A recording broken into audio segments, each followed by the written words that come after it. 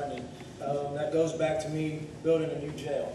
You know, we're housing inmates in another county and spending hundreds of thousands of dollars a year. That money can go towards our law enforcement. I really think that we can go out and get law enforcement grants. I don't think if anybody, I haven't heard of any grants, grant writer in town working towards getting any grants for the county. And I think that can be a big goal for us if I win commissioner, is to try to get some more grants into Karnes County. Thank you, Mr. Beaver. Mr. Yonashan. Repeat the question. Do you think the county law enforcement is underfunded? If so, what could be done to provide more funding or resources? Yes, they are underfunded. I went to a couple of the commissioners' court meetings here, and especially the one with the day after the officers got injured on that report, on that accident on Highway 80 over here by the high school.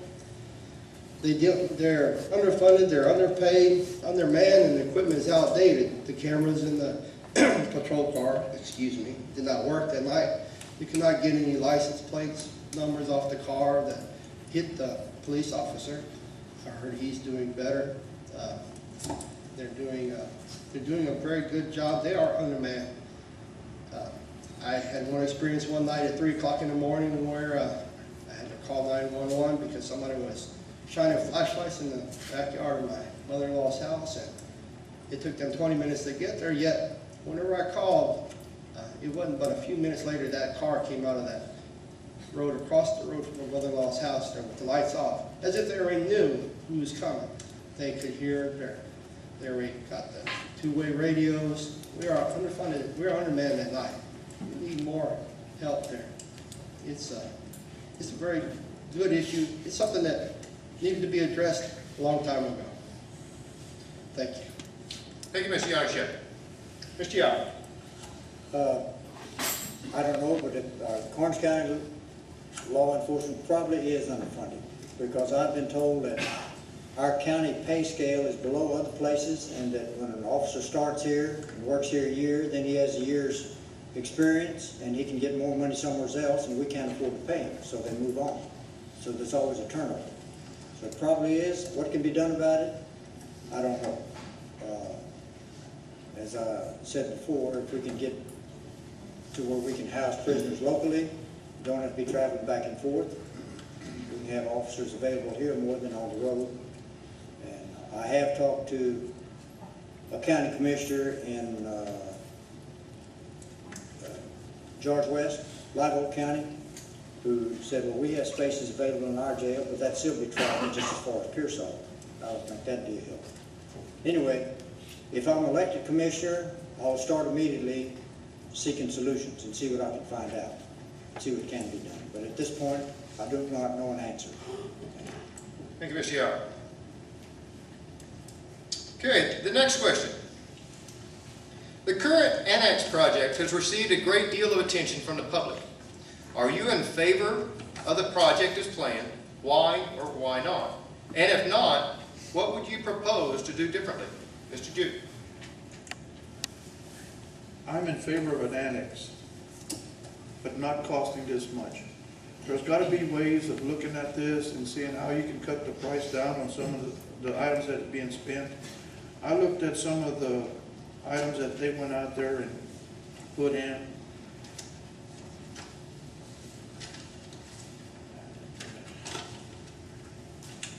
But they're going way overboard on some of the items that they're suggesting putting in there, like plugs and so forth, $40, $50 on up.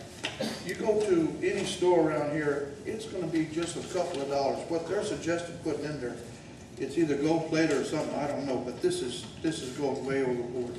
Somebody needs to go out there and look at it.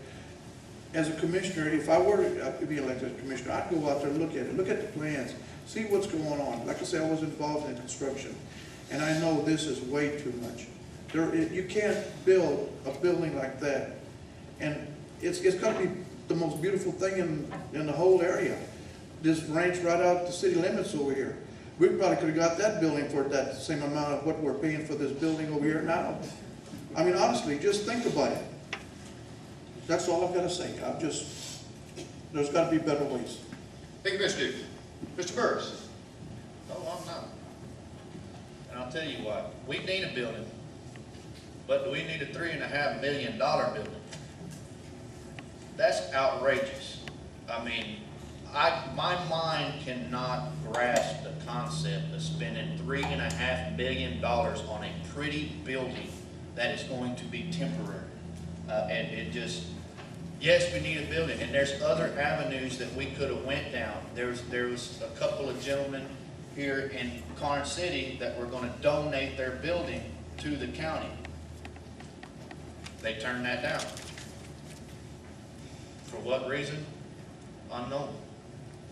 If we had an open government, we'd know. But we don't.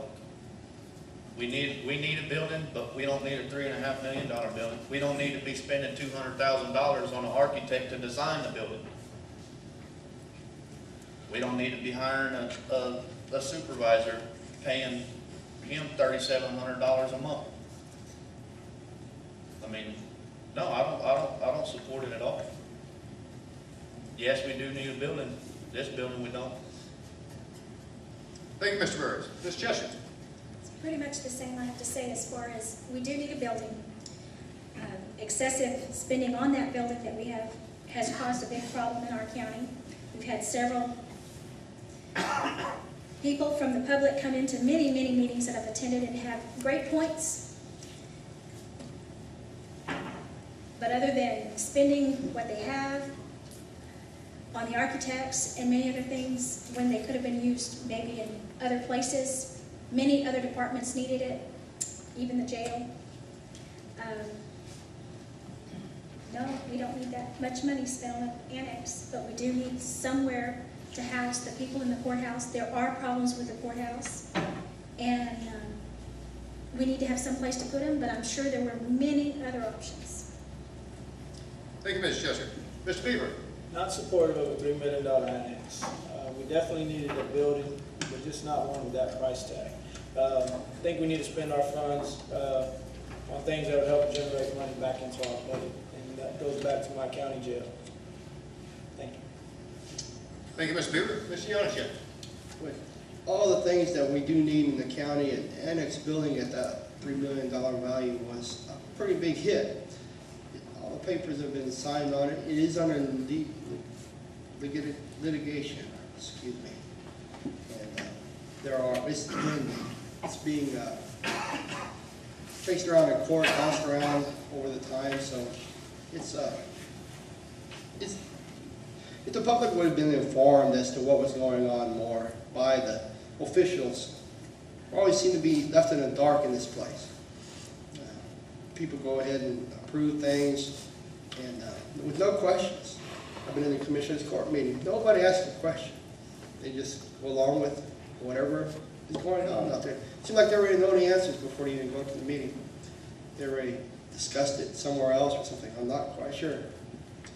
But there's a lot of things. An open door policy is the biggest thing we needed to get. We needed to get all these jails. We needed a jail bill. We needed better law enforcement stuff, better pay for some of the officials in the county. They were willing to spend more money on the building. When offers were made for another building to house all this before we get the courthouse to be rebuilt. There's going to be a lot of work needs to be done in the courthouse. You have to knock down part of it to get grants for it.